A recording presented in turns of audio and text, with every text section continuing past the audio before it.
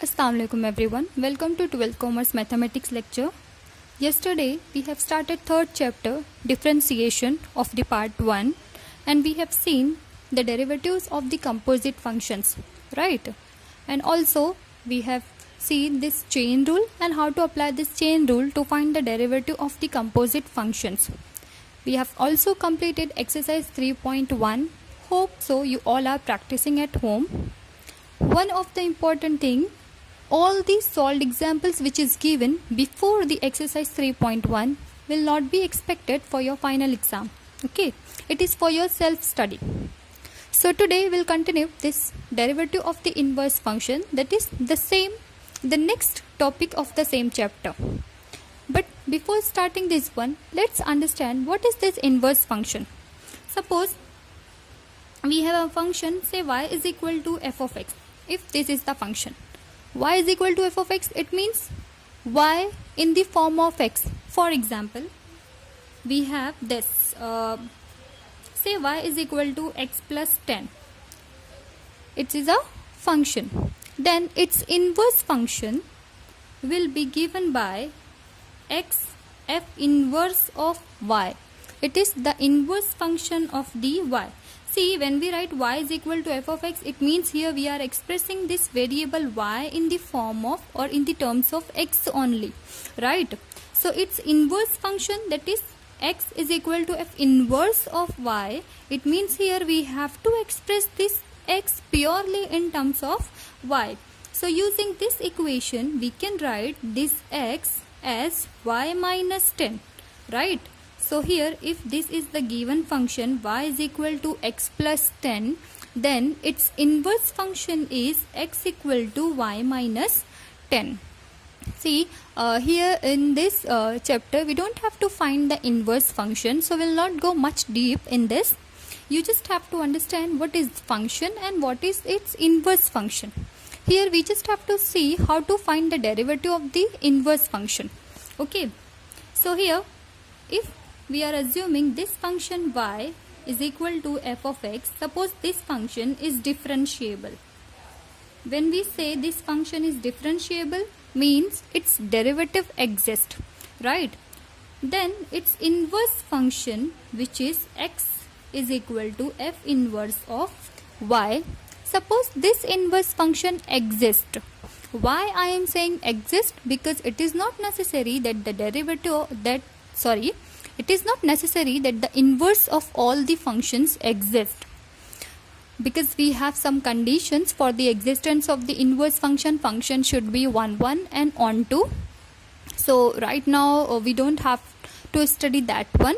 You just keep in mind that whenever the function is given and its inverse function exists and that inverse function is also differentiable, means this one should also be differentiable, means its derivative exists. So in that case, derivative of this inverse function, see, if we have this y is equal to f of x, then its derivative we can directly write dy by dx, right? If this function we are saying y is equal to f of x, it is differentiable, it means dy by dx exists.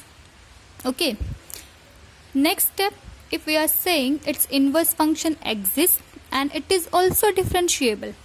So if this inverse function x equal to f inverse of y exists and it is differentiable, it means we can find this dx by dy.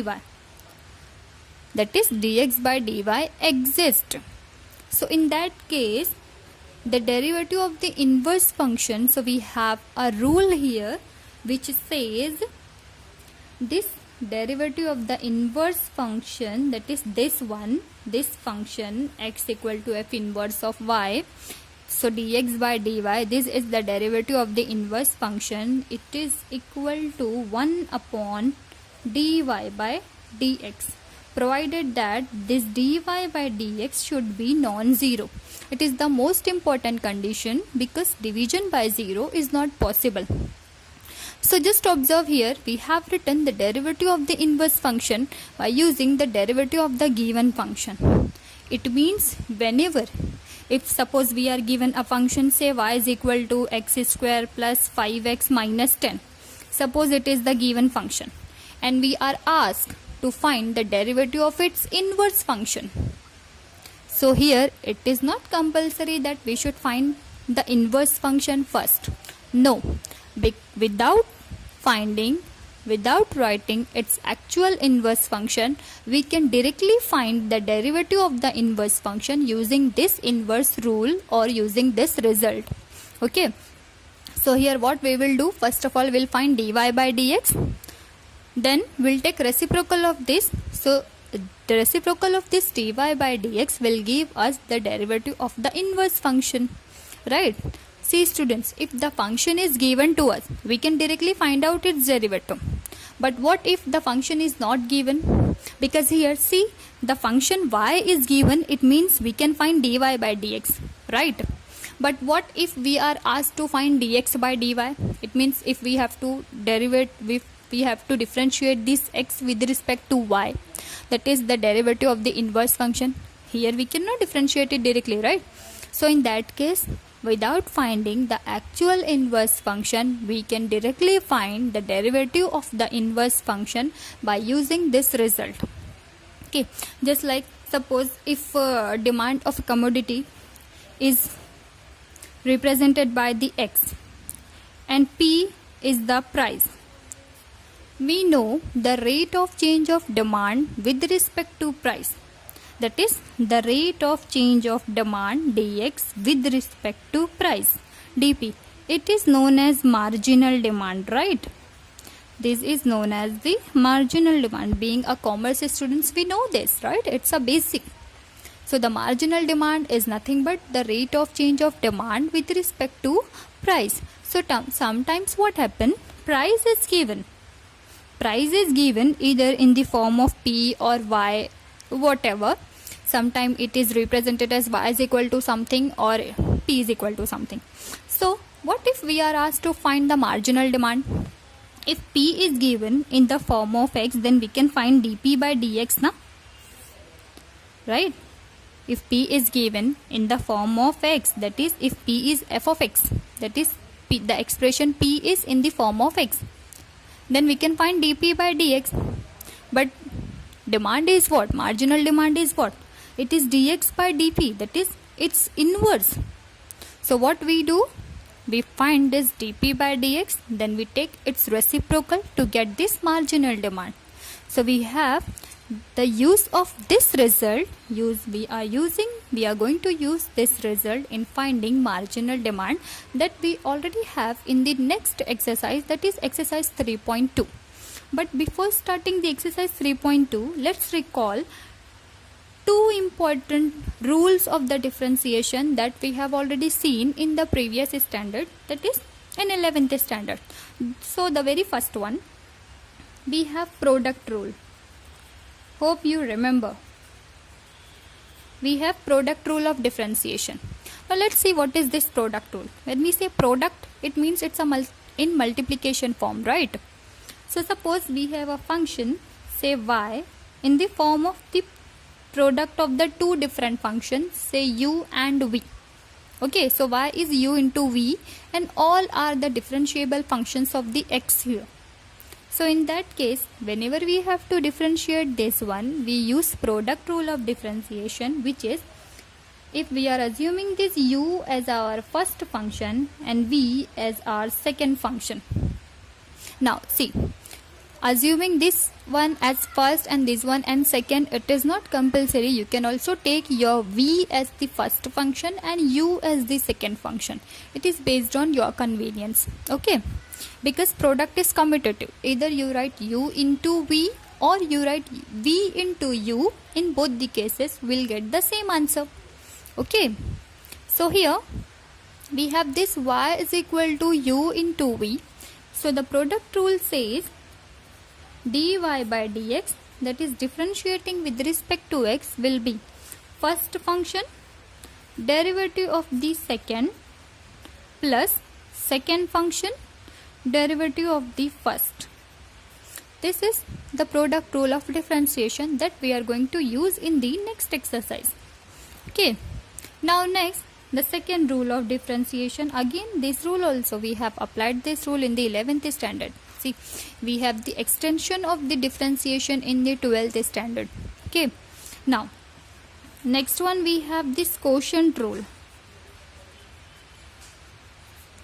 Quotient rule of differentiation. So the function will be in the quotient form. It means if we have a function, say y is equal to u upon v.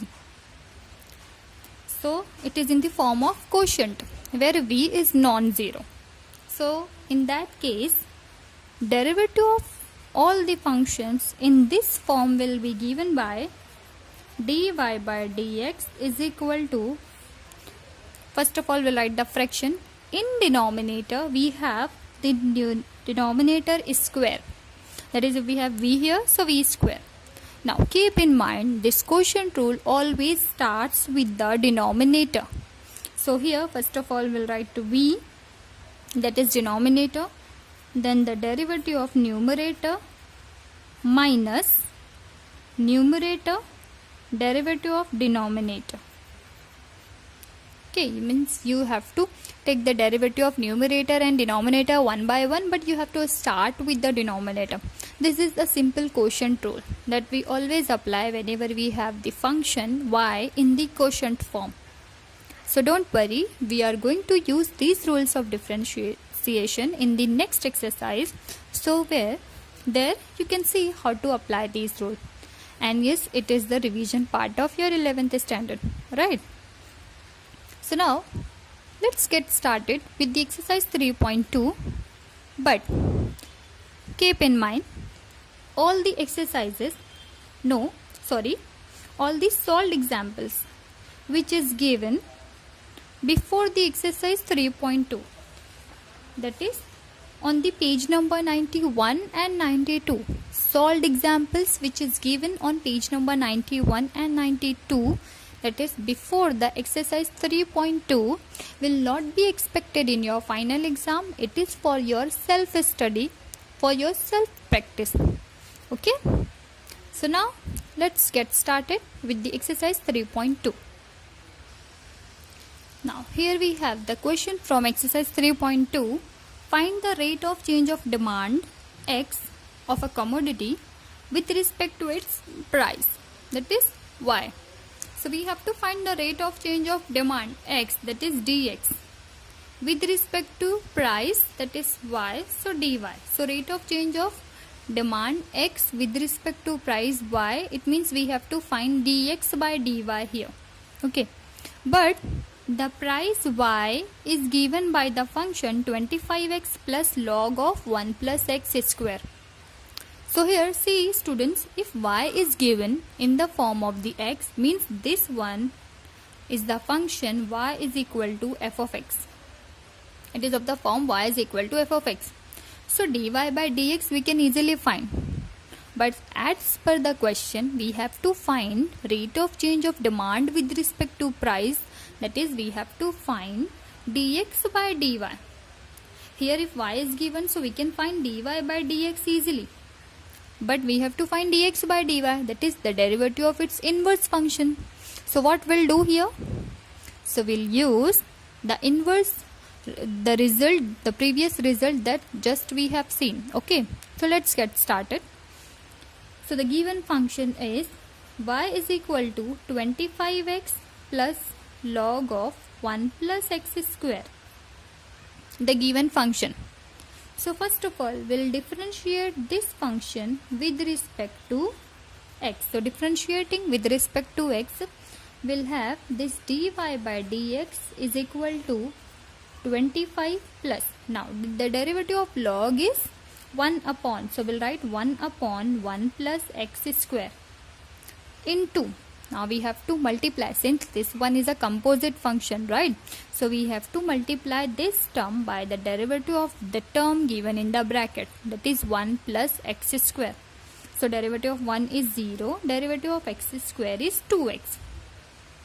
So we have dy by dx is equal to 25 plus 2x upon 1 plus x square. Okay, it means in its simplest form, we can write it as 25 plus 25x square plus 2x upon 1 plus x square. That is, we are taking LCM here. Okay, this is our dy by dx. Now we have to find dx by dy. So by inverse rule, we'll use inverse rule here. So we have dx by dy is equal to 1 upon dy by dx. So we have, that is 1 upon dy by dx, it means reciprocal of dy by dx. So the final answer will be 1 plus x square, 25 plus 25x square plus 2x. That is, the numerator and denominator are interchanged. So this is the rate of change of demand of a commodity with respect to its price, that is dx by dy. Okay, so hope you got it. Now here, see, this rate of change of demand with respect to price, it means here we have find the marginal demand. This one is nothing but the marginal demand of a commodity. So sometimes you are asked the question like this, find the rate of change of demand with respect to price, or you may ask it directly, right? See, find the marginal demand of a commodity. So in that case also, always keep in mind the marginal demand is rate of change of demand with respect to price. Okay, so hope you got it. Here we have applied this inverse rule. Now let's move to the next question. Now here we have the question, find marginal demand of a commodity where demand is x and the price is y. So again, see, the question is same. We have to find the marginal demand and the price is represented by the function y and x is the demand of a commodity. So if we are asked to find marginal demand, so marginal demand, that is, if we are expressing this one as MD, that is marginal demand, it is the rate of change of demand which is represented by this x with respect to its price, that is, which is represented by y. It means we have to find dx by dy, but here we are given the function y. So again we'll use inverse rule, right? So let's get started. Here we have y is equal to x into e raised to minus x plus 7. Now as we can observe here, see, there's one x into e raised to minus x, means this one here we have to use product rule of differentiation because we have the product of two different functions. One is algebraic and e raised to minus x, this one is exponential. So what we will do, we'll take this x as our first function and e raised to minus x as our second function. So differentiating this one with respect to x, will have dy by dx is equal to first function derivative of the second. So derivative of exponential function is itself only. See, derivative of e raised to x is e raised to x, but here we have e raised to minus x, means this one is a composite function. So we have to multiply this term by the derivative of minus x, and derivative of minus x is minus 1. So the first function derivative of the second plus second function derivative of the first, that is derivative of x. So derivative of x is 1. See, here we are applying the result derivative of x raised to n. Okay, plus this 7, since it is a constant function, so derivative will be 0. So we have this dy by dx is equal to minus x e raised to minus x plus e raised to minus x. So what we will do here, we'll take this e raised to minus x as a common factor, so we'll have 1 minus x. We are writing the positive term before. Okay, now we have to find the marginal demand. So the marginal demand is given by the inverse rule. So we use by the inverse rule, or we can say the inverse result, we have dx by dy is equal to 1 upon dy by dx. That is its reciprocal. So see here it is minus x. Now we can also write it as 1 minus x upon e raised to plus x. That is, if this index is negative, so we can convert the negative index into positive one by shifting it in the denominator. Okay, so now if dy by dx is this one, so dx by dy will be the reciprocal of dy by dx. So we have to change the numerator and denominator. We just interchange it. Okay, so this is the marginal demand of a commodity. So here we have used this product rule of differentiation. What is product rule? First function derivative of the second plus second function derivative of the first. Here you are not bound to take your first and the second function. It's your choice. You can select it as per your convenience. Okay, so hope you got it. Now let's have the last question of today's session. Here we have the question y is equal to x plus 2 upon x square plus 1. That is the second sub question of the previous question. We have to find the marginal demand, that is dx by dy. Now let's get started. The given function is x plus 2 upon x square plus 1. See, as we can observe here, the function is in quotient form, right? In numerator and denominator. Both the functions are the algebraic function, but it is of the form u upon v. It means here we have to use quotient rule of differentiation. What is the quotient rule? Just now we have seen if y is of the form u upon v, then the quotient rule says dy by dx will be denominator square, the very first thing. Next it starts with the denominator, right? So v derivative of numerator minus u derivative of denominator.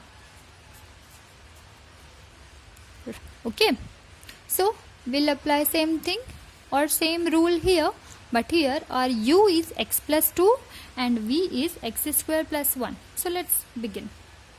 Differentiating with respect to x, so we have dy by dx is equal to, now first of all we have v square, it means x square plus 1 the whole square.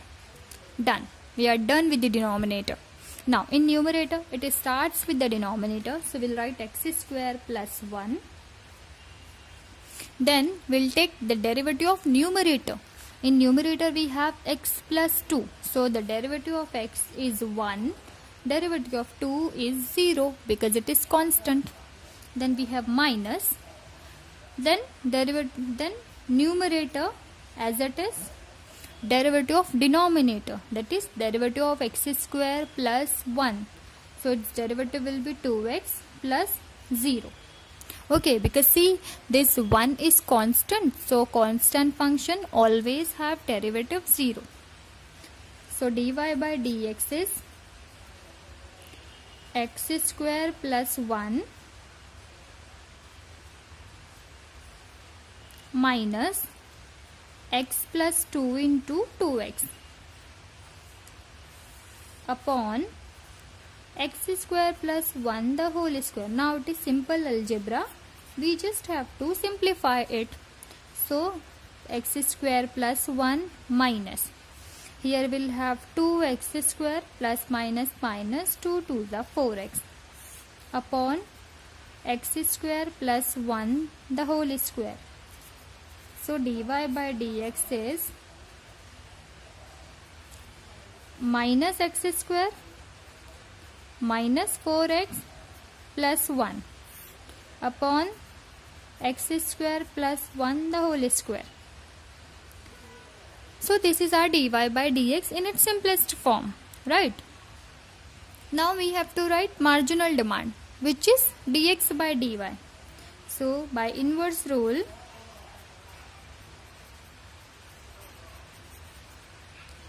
marginal demand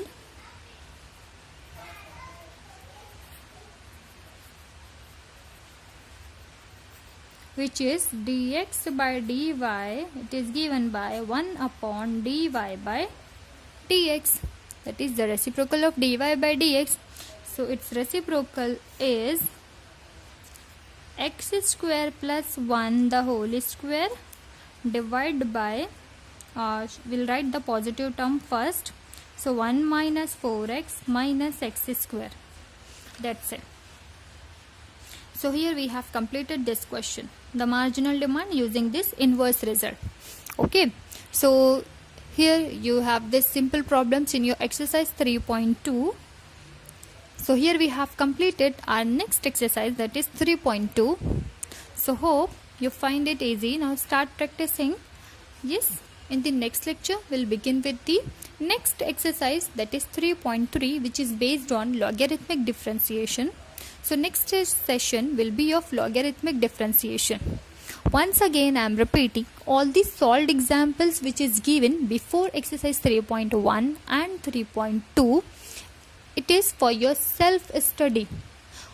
Questions from the solved examples will not be asked for in the final exam. Okay, so start practicing. All the best. Thank you.